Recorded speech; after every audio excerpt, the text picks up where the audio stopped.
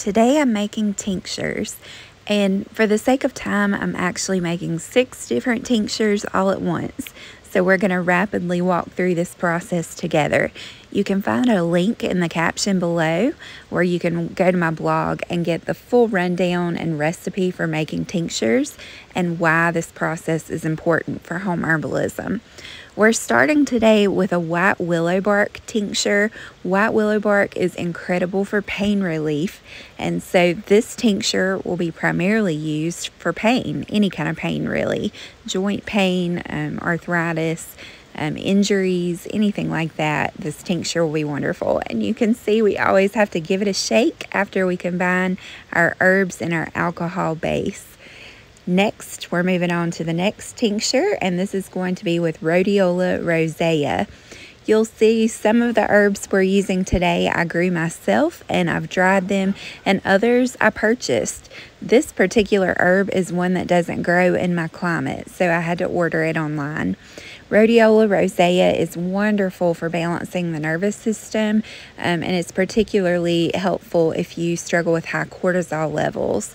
So this is my first time using Riola Rosa, and I'll keep you posted on the results. It was a bit harder to mix. As you can see, it kind of turned into this sludge-like material, but it's okay.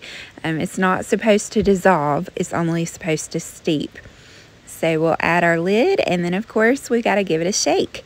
Every tincture is the same basic process. We add herbs to our jar and then we fill it with alcohol, or you can use glycerin or vinegar, and then we shake it up and let it steep.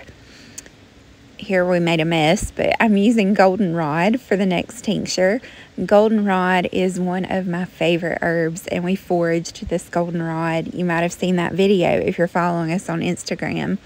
But goldenrod is wonderful for kidney stones, and it's also incredible for allergies, especially like seasonal allergies.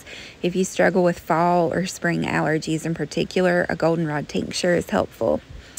Next, we're working with chamomile. I love this herb too. Chamomile is wonderful for anxiety, and it's helpful for sleep. It's like calm in a cup. And so normally we use chamomile in a tea, but it can also be taken as a tincture. So I decided to brew a batch of this one as well today while we're working on tinctures. And these will be ready right in time for Christmas. So I'm wearing my Christmas sweatshirt today, as you can see.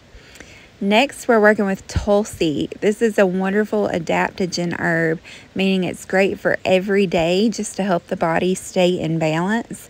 Tulsi is a feel-good herb. I find that it's energizing.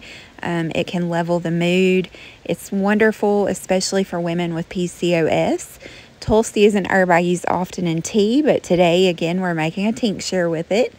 And we're just covering it with our alcohol, putting the lid on, and giving it a shake. You're starting to see a pattern here, right? Making tinctures really isn't complicated.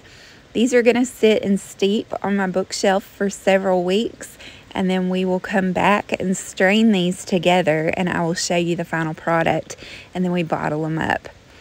Next, we're working with valerian root.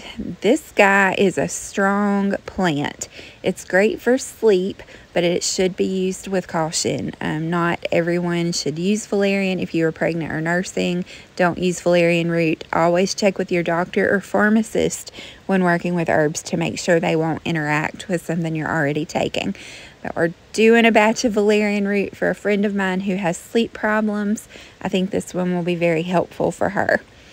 And then you get to see the final product. 6 beautiful tinctures ready to go on my apothecary shelf and steep. And then we'll get to strain these out, and I'll show you the final product. And we might even have a few of these to give away as Christmas gifts for special people in my life who I know these will be especially helpful for. So let this be your encouragement today to go play around with some medicinal plants and herbs.